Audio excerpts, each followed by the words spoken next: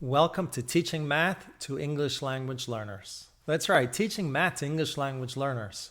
So many of us have the idea that math is math and there's no language involved, so why would we teach English language learners any different from other students?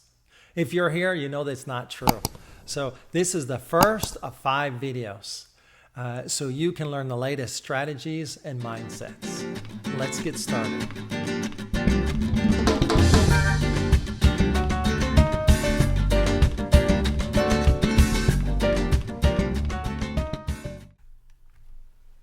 Remember the acronym PATHS when you teach math to English language learners.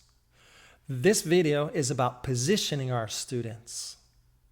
The A in PATHS stands for access. The second video is about the importance of providing our students with authentic access. The T, the third video, stands for teaching language.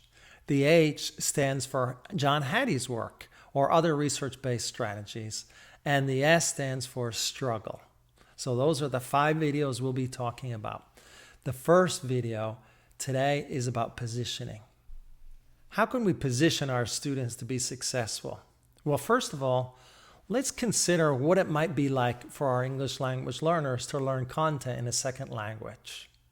For example, what would it be like for you to learn a math lesson in Spanish? Vamos a empezar. ¿Quién me puede decir la raíz cuadrada de 144? ¿Algún voluntario? Usted misma. Claro, 12, porque 12 por 12 son 144. Y aquí, ¿quién me puede decir número 1?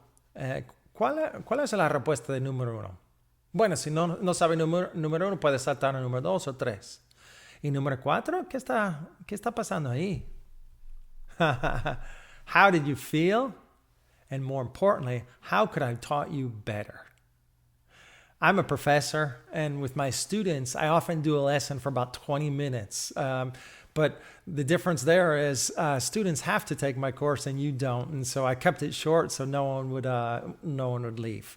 But I really want you to experience what it's like to learn content in a second language. And because of that, that's why it's so important for us to position our students. And that is what this video is about. Yes, it is possible for you to do the math in a second language, but it's also important for me to position you to be successful. And so how can we position our students? We're going to talk about 3 strategies for positioning our students. The first is not calling our students English language learners. That's right. Instead of English language learners, let's call our students multilingual learners. Let me explain why with an analogy. Are you right-handed or left-handed? I think most of you here will be right-handed, but when I give workshops to teachers, I'll ask, what's it like to be left-handed and to live in a right-handed world?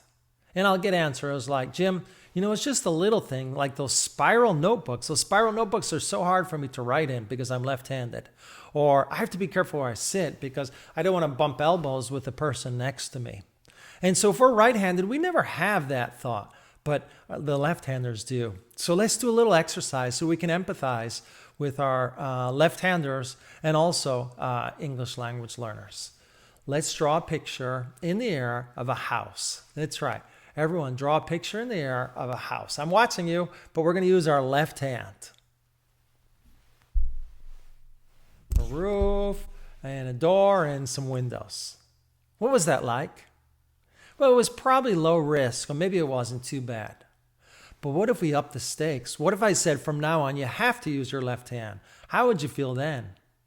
And how would you feel if I said, we're going to compare your work to the left-hander's work, and we're going to put it up on the wall here, and we'll from least to greatest, from least to best. If you're left-handed, you might say, that's a great idea. But if you're right-handed, you say, but Jim, that's not fair. You see, you're not giving me credit for the way I can use my right hand. And you'd be right. I think you know where I'm going with this. Why are we calling our students English language learners? That's not the goal. Our goal is for them to learn both languages or many languages. So why are we calling our students English language learners? Let's call our students multilingual learners. Calling students English language learners would almost be like calling you left-handed learner. You're more than that. You know how to use your right hand, and you're learning how to use your left hand. So the first strategy is calling our students multilingual learners. If you want, you can use the acronym MLLs or MLS. Instead of ELLs, just change that one letter from an E to an M. The second strategy we're going to talk about is revoicing our multilingual students. That's right, multilingual students, not English language learners. From now on, we'll use the term multilingual learners. So we can position our students to be successful. So revoicing students are so important because too often our multilingual learners are just sitting there and they don't participate much. But we can position them to be successful by revoicing them. For example, we could listen to Juan Jose explaining his mathematical ideas, and then we can say, turn and talk to a partner about Juan Jose's idea. Juan Jose says that 1/3 is bigger than 1/4. Turn and talk to your partner about that. And when we do that, we're positioning Juan Jose to be a mathematician.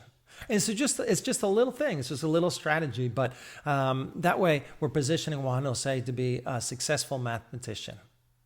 The third strategy is let's really position our students where they sit. Rather than just randomly have our students sit where they want, let's position them and make sure that our students are sitting next to someone that supports them. Today we've talked about positioning our students. I taught a lesson to you in Spanish so you could empathize with our multilingual learners. Thus, our students can be successful. We need to position them because it's not easy to learn content in a second language. So there's 3 ways we can do that. Number 1, calling our students multilingual learners or MLLs. The second thing we can do is to revoice our students. And the third thing is let's be conscious about where they sit and make sure that our multilingual learners are close to someone that's supporting them. Thank you so much, and I hope you watch the second video in this series. The second video is access. By the way, I did not provide you access before. I was asking you, first of all, what the square root of 144 was, and the second thing I was asking you was to divide. And so in this next video, I'm going to teach you how we can provide our students with access. Hasta luego.